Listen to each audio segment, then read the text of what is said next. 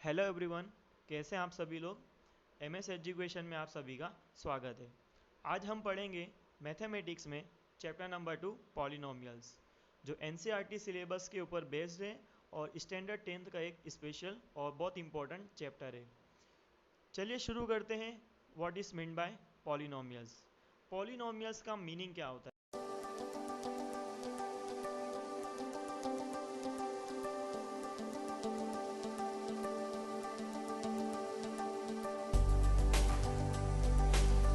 Polynomials का meaning क्या होता है। तो इन मैथमेटिक्स पॉलिनोमियल का मतलब ये होता है कि वेरिएबल्स और कोएफिशिएंट। अब वेरिएबल्स का मतलब होता है कि जो अल्फ़ाबेट्स में से जो लेटर्स होते हैं x y z p q r a b c d वगैरह, उसको वेरिएबल बोला जाता है। और उसके साथ जो मल्टीप्लिकेशन में नंबर होता है उसे कोएफिशिएंट बोला जाता है। फॉर एग्जांपल 3x अगर मैं बोलूँ तो x जो होगा वो मेरा वेरिएबल कहलाएगा, और x के साथ जो नंबर है यानी कि 3 उसे मैं कोएफिशिएंट बोलूँगा। तो ऐसा वेरिएबल और कोएफिशिएंट मिलके एक बहुत सारे टर्म्स बनाते हैं। ये टर्म्स के बीच में अपन लोग एडिशन सब्सट्रैक्शन मल्टीप्लिकेशन ये सब चीज़ें वगैरह की साइन इनपुट करते हैं और एक परफेक्ट इक्वेशन अपन लोग बनाते हैं, जिसे पॉलिनोमियल के नाम से जाना जाता है। पॉलिनोमियल के अंदर डिफरेंट डिफरेंट मेथड होती, डिफरेंट डिफरेंट टाइप्स की पॉलिनोमियल होती है। फॉर एग्जांपल कि कुछ कुछ पॉलिनोमियल्स के अंदर एक ही वेरिएबल होता है। फॉर एग्जांपल अगर x की बात करूँ तो जो फर्स्ट वाला टर्म होगा उसमें भी x होगा, सेकंड वाले टर्म में भी x होगा। मतलब पूरी इक्वेशन में सिंगल टर्म प्रेजेंट होगा, उसे अपन लोग सिंगल वेरिएबल पॉलिनोमियल भी बोल सकते हैं। एग्जाम्पल के तौर पे सेकंड लाइन में आपको दिया हुआ है x square minus 4x plus 7। आप लोगों ने इक्वेशन में देखा यहाँ पर सिर्फ और सिर्फ एक ही वेरिएबल है x, उसके अलावा कोई और वेरिएबल यहाँ पर प्रेजेंट नहीं है। ठीक है। Number third point, there are 4 types of polynomial on the basis of terms and 3 types of polynomial on the basis of degree. Generally जो होता है पॉलिनोमियल्स जो होती है 4 टाइप्स की होती है on the basis of terms. Terms के बेस पर जनरली 4 टाइप्स की पॉलिनोमियल्स होगी, और डिग्री के बेस पर 3 टाइप्स की पॉलिनोमियल होती है। एक एक्सेप्शन केस भी होता है बाई क्वाड्रेटिक पॉलिनोमियल, जो आगे स्लाइड में मैं आपको बताऊंगा।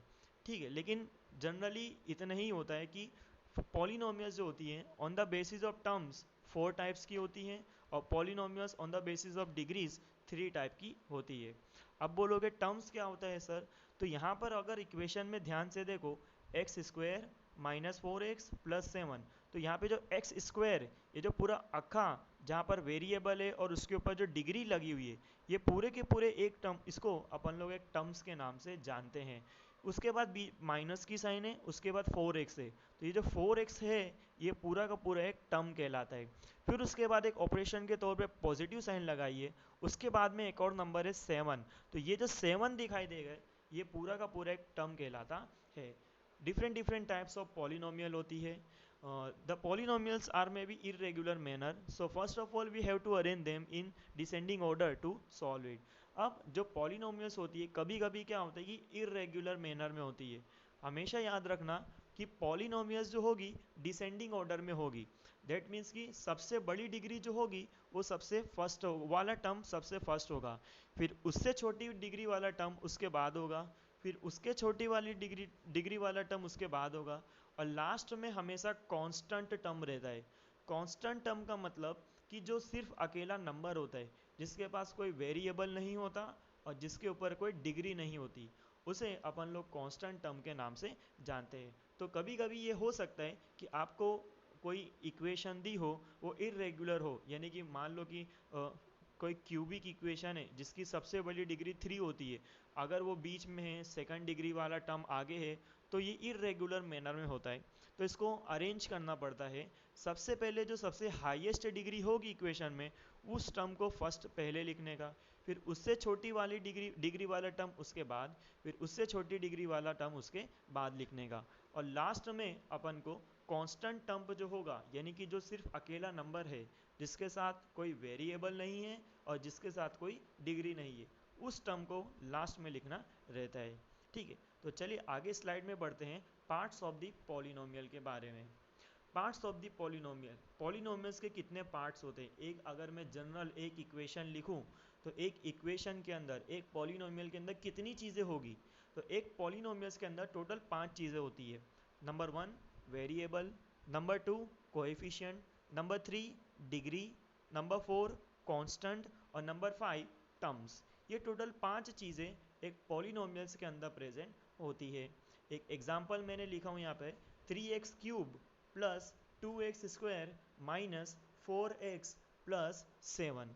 अब ये इक्वेशन के ऊपर ज़रा आप लोग नज़र लगाएंगे तो देखो, first of all 3x cube लिखा हूँ, x के ऊपर डिग्री कितनी है 3 है।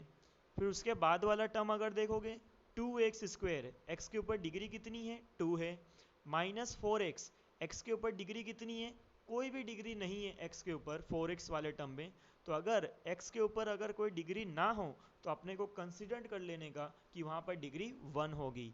और लास्ट में देखेगा आप लोग कि कांस्टेंट एक टर्म लगाऊं, कांस्टेंट का मतलब कि देखो इसके साथ कोई x भी नहीं है और उसके ऊपर कोई डिग्री भी नहीं है, ठीक है। तो इस तरीके से एक कंप्लीट जो पॉलिनोमियल्स होती है वो लिखी जाती है।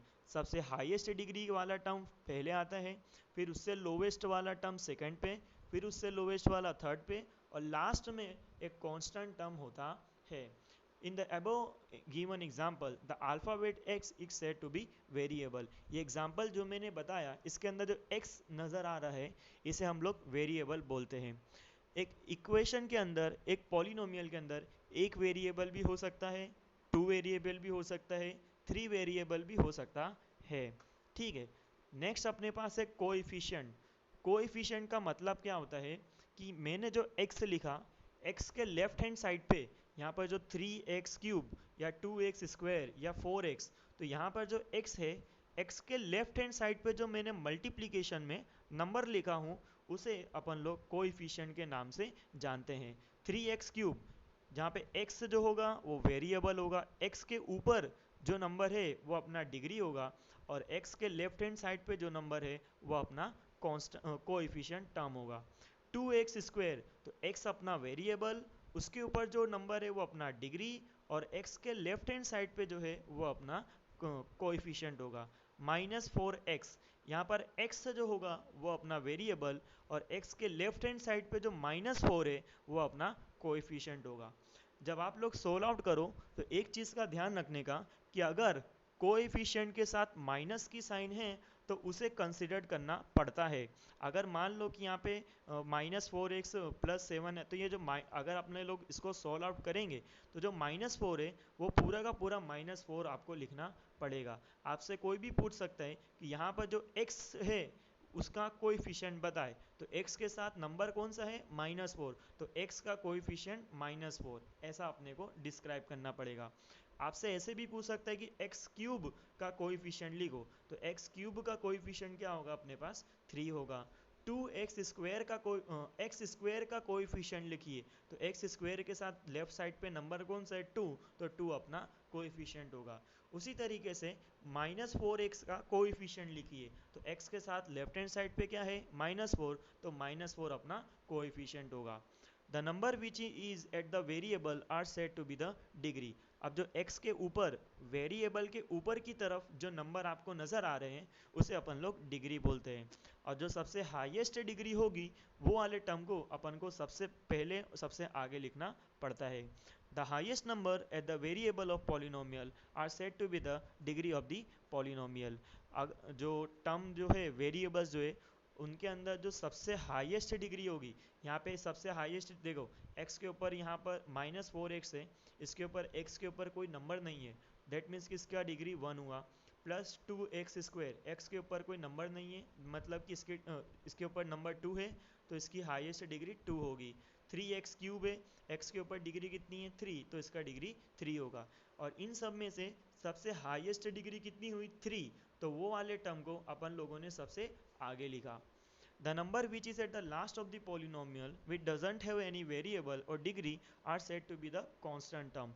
और जिसके पास ना कोई वेरिएबल हो x y z p q r a b c d वगैरह, और उसके साथ कोई डिग्री भी ना हो, जो सिर्फ अकेला नंबर हो, सिर्फ अकेला नंबर हो, a b c d x y z भी वेरिएबल्स भी ना हो, और उसके पास कोई डिग्री भी प्रेजेंट ना हो, जो सिर्फ अकेला नंबर होगा और वो सबसे लास्ट में लिखा जाएगा, उसे अपन लोग कांस्टेंट टर्म के नाम से जानते हैं।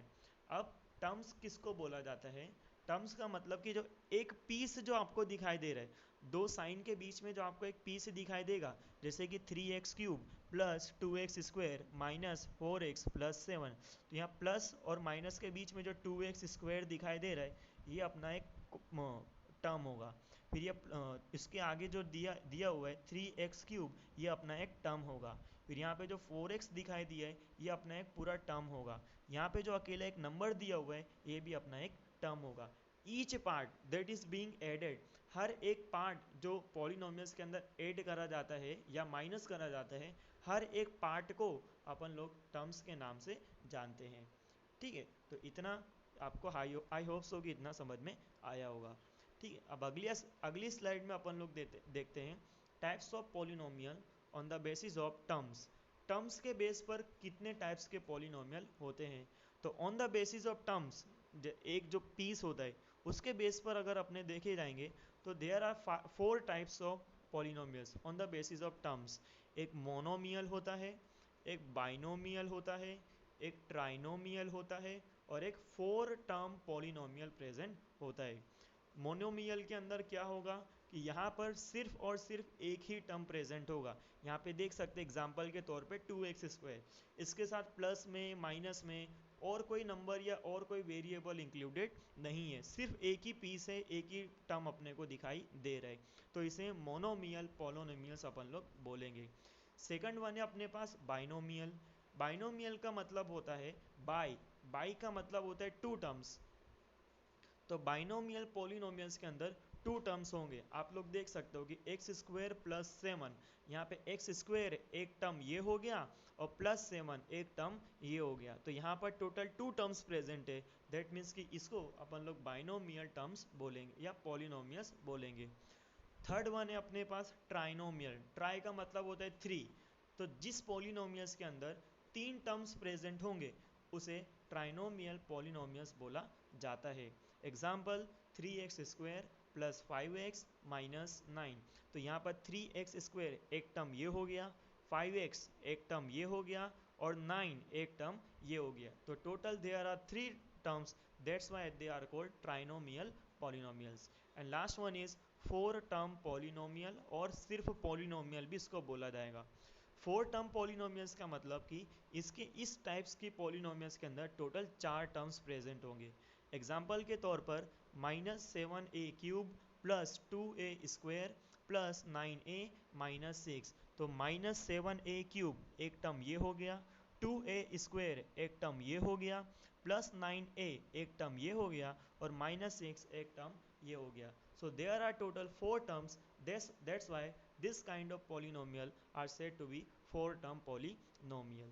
I hope so कि आप अब देखते हैं अपन लोग आगे की स्लाइड में types of polynomial on the basis of degrees. Degree के बेस पर कौन कौन से टाइप की पॉलिनोमियल होती है।